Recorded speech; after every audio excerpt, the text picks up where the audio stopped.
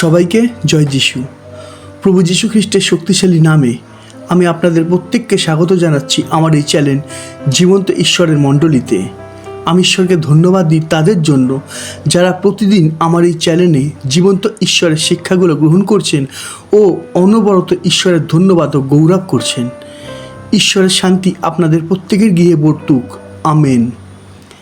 আমি দেখছি কিছু নতুন নতুন মানুষেরাও ঈশ্বরের এই বাণী শুনছেন ও কমেন্টে প্রভু ঈশ্বরের ধন্যবাদ করছেন। হালেলুয়া।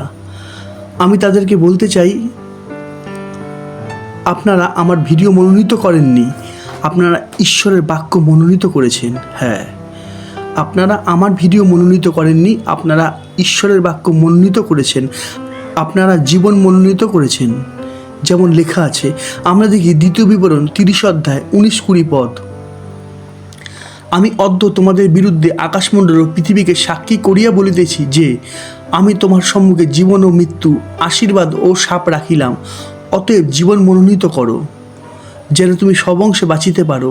তোমার ঈশ্বর সদাপ্রভুকে প্রেম করো, তাহার রবে অবধান করো ও তাহাতে আসক্ত হও, কেননা তিনি তোমার জীবন ও তোমার দীর্ঘ পরমায়ু স্বরূপ। ঈশ্বরের অনুগ্রহ আপনাদের প্রত্যেকের উপরে বর্তুক। আমেন। তাই তো আমি প্রত্যেককে বলি যে আপনারা যত বেশি করে সম্ভব প্রভুর এই জীবন্ত শিক্ষা পৌঁছে দিন নতুন নতুন মানুষের কাছে। যেমন আমি আমার এই স্মার্টফোনকে ব্যবহার করছি প্রভুর রাজ্যের কাজের অস্ত্র হিসেবে, ঠিক তেমনিভাবে আপনারাও আপনাদের ফোনকে ব্যবহার করুন, ছড়িয়ে দিন ঈশ্বরের বাণী। কেননা এই ঈশ্বরের বাক্য ছড়িয়ে দেওয়ার বিষয়টা খুবই গুরুত্বপূর্ণ। আর এই বিষয় নিয়ে শিষ্যরা পর্যন্ত প্রার্থনা করত। আমরা দেখি 2 থিসলনিকীয় 3 অধ্যায় 1 পদ। শেষ কথা এই, হে ভাতৃগণ, আমাদের নিমিত্ত প্রার্থনা করো, যেমন তোমাদের মধ্যে হইতেছে তেমনি প্রভুর বাক্য দ্রুতগতি ও গৌরবান্বিত হয়। হালেলুয়া। আশা করি পরিষ্কার। ঈশ্বরের ধন্যবাদ হোক। তাই তো আমি বারবার বলি যে আমাকে লাইক করতে হবে না, ঈশ্বরকে লাইক করুন। কেননা অনন্ত জীবন একমাত্র ঈশ্বরের কাছেই আছে, একমাত্র ঈশ্বরেরই গৌরব হোক। আমেন। আসুন আমরা প্রার্থনা করে আজকের অনুষ্ঠান শুরু করি। প্রভু গো, বিশ্বাসের মূল হলো বাধ্যতা, এটাই মহামূল্যবান। আমরা যখন ঈশ্বরের ইচ্ছার জন্য বাঁচব তখন মাংসে কষ্ট পাব। আমাদের হৃদয়ে সংকল্প করতে হবে যেন আমরা যে কোনো মূল্যে ঈশ্বরের বাক্যের বাধ্য হতে পারি। প্রভু, তুমি আমাদের তোমার বাক্যের বিশ্বাসের বাধ্য হতে শেখাও। এই প্রার্থনা প্রভু যীশু খ্রিস্টের নামে চাইলাম। আমেন। আজকের বিষয়, আমি কে। হ্যাঁ, আমি আবারও বলছি, আজকের বিষয় আমি কে। কখনো কি ভেবে দেখেছেন যে আমি কে? এই পৃথিবীতে আমার উদ্দেশ্য কি, আমার লক্ষ্য কি? যদি আপনি মনে করেন যে খ্রিস্টের পথে চলা আপনি এক বিশ্বাসী, তবে জেনে রাখুন আপনি শুধুমাত্র একটা বিশ্বাসী নন, আপনি ঈশ্বরের সন্তান। এই আপনার নাম। হ্যাঁ, আমি আবারও বলছি, আপনি শুধুমাত্র একটা বিশ্বাসী নন, আপনি ঈশ্বরের সন্তান। এই আপনার নাম, এই আপনার পরিচয়। যেমন লেখা আছে, আমরা দেখি যোহন 1 অধ্যায় 12 পদ। কিন্তু যত লোক তাহাকে গ্রহণ করিল, সেই সকলকে যাহারা তাহার নামে বিশ্বাস করে তাহাদিওকে তিনি ঈশ্বরের সন্তান হইবার ক্ষমতা দিলেন। হালেলুয়া। এইবারে আসি আপনার জন্ম নিয়ে। আপনি খ্রিস্টের পথে চলা এক বিশ্বাসী, আপনি জীবন্ত ঈশ্বরের সন্তান। এই পৃথিবীতে মাতৃগর্ভে আপনার জন্ম হয়েছে মানুষ রূপে, কিন্তু ঈশ্বরের সন্তান রূপে জন্ম আপনার হয়েছে শুধুমাত্র ঈশ্বরের ইচ্ছা থেকে। আমি আবারও বলছি, এই পৃথিবীতে মাতৃগর্ভে আপনার জন্ম হয়েছে মানুষ রূপে, কিন্তু ঈশ্বরের সন্তান রূপে জন্ম আপনার হয়েছে শুধুমাত্র ঈশ্বরের ইচ্ছা থেকে। কথাগুলো আমার নয়, কিন্তু বাইবেলের। আমরা দেখি যোহন 3 অধ্যায় 3 পদ। যিশু উত্তর করিয়া তাহাকে কহিলেন, সত্য সত্য আমি তোমাকে বলিতেছি, নতুন জন্ম না হইলে কেউ ঈশ্বরের রাজ্য দেখিতে পায় না। আমরা দেখি যোহন 1 অধ্যায় 13 পদ। তাহারা রক্ত হইতে নয়, মাংসের ইচ্ছা হইতে নয়, মানুষের ইচ্ছা হইতেও নয়, কিন্তু ঈশ্বর হইতে জাত। বাক্যটার উপরে জোর দিন। দেখুন, আমি আরেকটিবার পড়ছি। তাহারা রক্ত হইতে নয়, মাংসের ইচ্ছা হইতে নয়, মানুষের ইচ্ছা হইতেও নয়, কিন্তু ঈশ্বর হইতে জাত। হালেলুয়া। ঈশ্বরের এক একটা বাক্যের প্রতি মনোযোগ দিন, কেননা ঈশ্বরের বাক্য ছেলে খেলার বিষয় নয়, কিন্তু ঈশ্বরের বাক্য জীবন্ত। আপনাকে শুধু বিশ্বাস করতে হবে। তাহলে এখনো পর্যন্ত আমরা জানতে পারলাম যে এই পৃথিবীতে আমাদের জন্ম হয়েছে মাতৃগর্ভে মানুষ রূপে, কিন্তু তারপর আমাদের নতুন জন্ম হয়েছে ঈশ্বরের সন্তান রূপে, তাও আবার শুধুমাত্র ঈশ্বরেরই ইচ্ছায়। তাই এখন আমরা ঈশ্বরের সন্তান। কে কি বলল তাতে কোনো যায় আসে না, কেননা ঈশ্বরের বাক্যই সাক্ষ্য দিচ্ছে যে আমরা ঈশ্বরের সন্তান। এই আমার নাম, এই আমার পরিচয়। হালেলুয়া। তাই আমাদের মাথায় রাখতে হবে, আমাদের পরিবর্তন হতে হবে। এখন থেকে আমাদের জীবনের উদ্দেশ্য শুধুমাত্র সফল হওয়া নয়, কেননা বেশিরভাগ মানুষই ভেবে থাকে যে সফলতা মানে লোকপ্রিয় আর অর্থ। হ্যাঁ, আমি আবারও বলছি, কেননা বেশিরভাগ মানুষই ভেবে থাকে সফলতা মানে লোকপ্রিয় আর অর্থ, কিন্তু এইটা আসলে সফলতা নয়। ভেবে দেখুন, শুধুমাত্র টাকা পয়সা রোজগার করার জন্যই কি আমরা এই পৃথিবীতে এসেছি?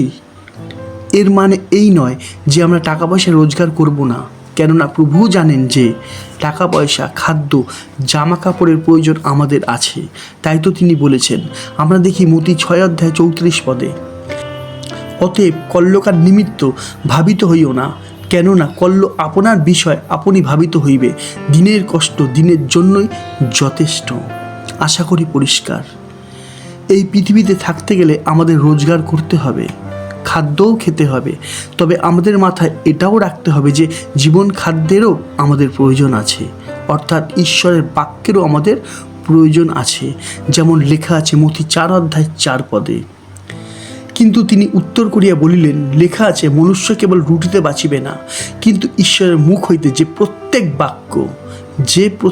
বাক্য নির্গত হয় তাহাতেই বাঁচিবে। হালেলুয়া। দেখুন, নতুন জন্ম হওয়ার আগে, ঈশ্বরের সন্তান হওয়ার আগে, মানে প্রভুতে আসার আগে আমাদের চালচলন, আমাদের চিন্তাধারা অন্যরকম ছিল, কিন্তু এখন আমাদের পরিবর্তন হতে হবে।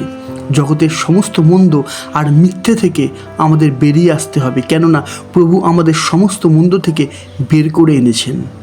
আমরা দেখি যোহন 15:19, তোমরা যদি জগতের হইতে, তবে জগৎ আপনার নিজস্ব ভালোবাসিত, কিন্তু তোমরা তো জগতের নহ, বরং আমি তোমাদিগকে জগতের মধ্য হইতে মনোনীত করিয়াছি।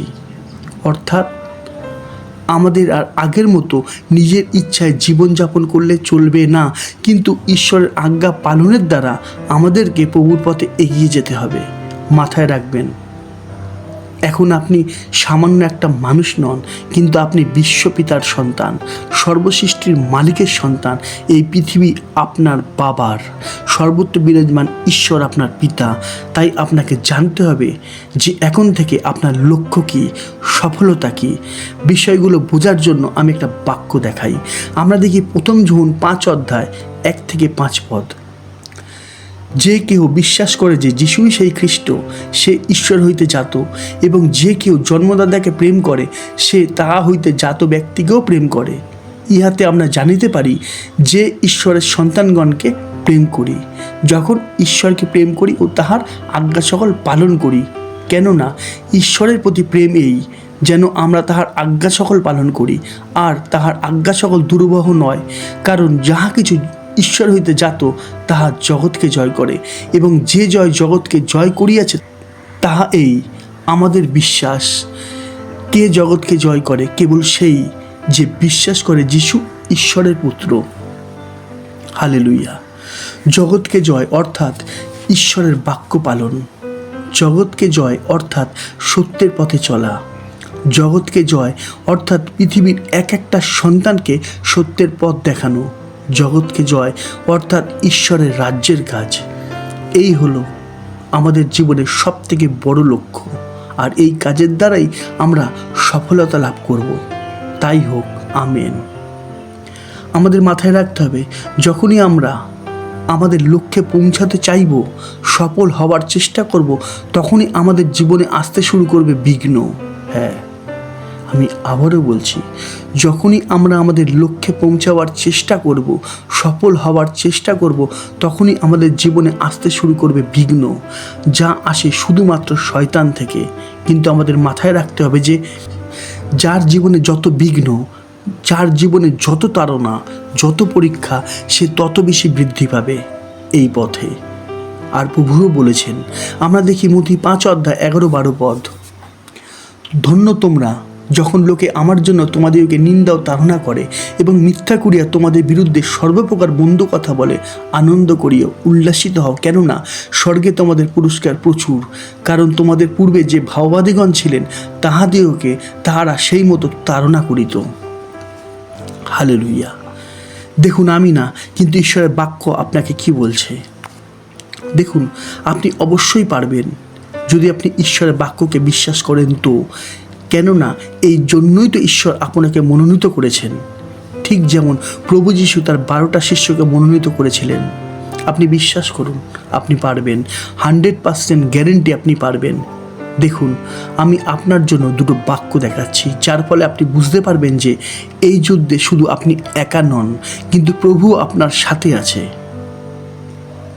আমরা দেখি যোহন 17 6 পদ, 8 পদ, 11 পদ আর 15 পদ।